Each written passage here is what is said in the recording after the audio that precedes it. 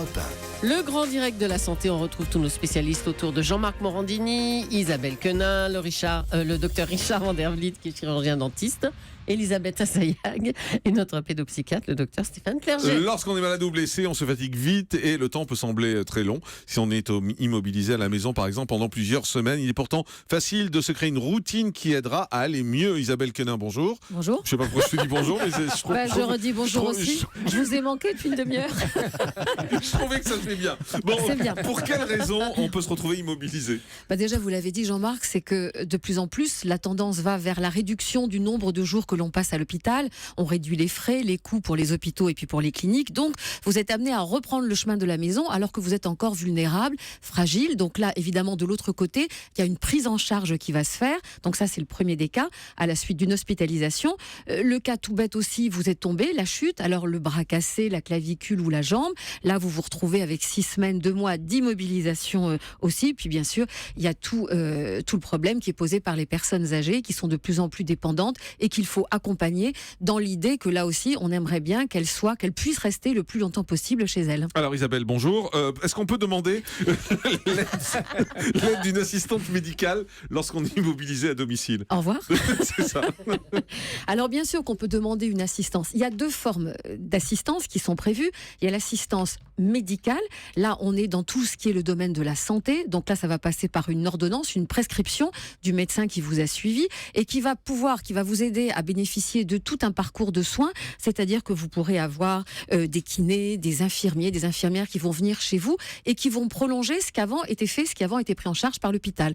Donc là, c'est toute la partie santé. C'est pris en charge à 100% par l'assurance maladie, mais à la clé de ça, pour que ça fonctionne, il faut bien sûr qu'il y ait une ordonnance. Ça, c'est la partie qui est médicale, c'est-à-dire que, par exemple, il faut refaire un pansement, il faut faire de la rééducation, il faut vous aider pour la toilette parce que vous n'y arrivez pas, vous êtes, par exemple, alité pendant 1 semaine, 10 jours. Donc là, tout le côté qui est très médical va être pris en charge et c'est plutôt bien fait et c'est de mieux en mieux fait. Et puis après, vous avez votre mutuelle, votre complémentaire santé qui va vous aider et c'est prévu quasiment dans la plupart des contrats qui sont les nôtres, qui va vous aider dans tous les aspects de la vie quotidienne. C'est-à-dire que quand on est immobilisé à la maison, va se poser le problème de aller chercher les enfants à l'école.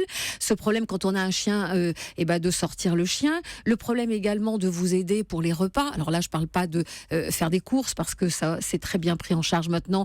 Vous pouvez vous faire livrer vos courses, donc à la limite ça c'est plus un souci. Mais par exemple cuisiner, ça peut être compliqué. Donc là aussi, vous avez les complémentaires santé qui ont mis au point tout un système d'accompagnement et qui fonctionne très bien. Comment on s'occupe quand on est seul chez soi ? Déjà, il ne faut pas culpabiliser. Parce que c'est vrai qu'on a souvent tendance à tourner en rond, à se dire, alors quand c'est après une chute où vous êtes simplement handicapé parce que vous avez le bras qui est dans le plâtre ou la jambe, c'est vrai qu'au bout d'un moment, le temps nous paraît long, on a l'impression que le salon est minuscule, on n'en peut plus d'être à la maison, donc on va s'occuper. Et la première des choses, c'est qu'on va prendre du temps pour se réparer, pour se reposer. Parce que si on est immobilisé, c'est donc qu'il y a une raison. Donc, vous pouvez dormir, vous pouvez comater devant la télé, vous pouvez regarder des films. Mieux encore que les films, c'est les séries. Parce que le principe de la série, c'est qu'elle dure moins longtemps. 45 minutes, vous pouvez faire une petite sieste entre les 2 épisodes et pendant ce temps-là, vous vous réparez. Vécu, hein. Ah oui, complètement. Et puis aussi, vous pouvez prendre du temps pour un peu réorganiser. C'est vrai qu'on a tendance à fonctionner dans la vie par routine.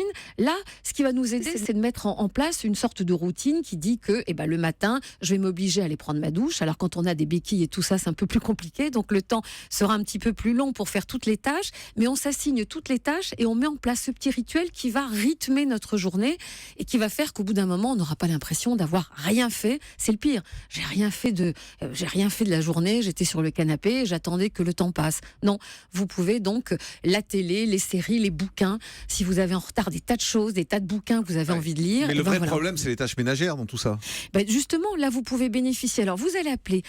Déjà, n'hésitez pas à passer des coups de fil. Appelez votre mairie. Après, les centres d'aide sociale. Pour leur demander de nous aider. Ils ont des auxiliaires de vie qui sont prévus. C'est-à-dire qu'à un moment donné, quand ils se rendent compte que cette dépendance peut générer un problème, ils vont vous aider. Il n'y a rien de plus compliqué. On disait en riant un peu que c'est compliqué de prendre une douche quand on a des béquilles et tout. Non, riez pas. Non, riez pas. Mais pourtant, ça m'étonne de vous. Vous avez tendance à rire de tout.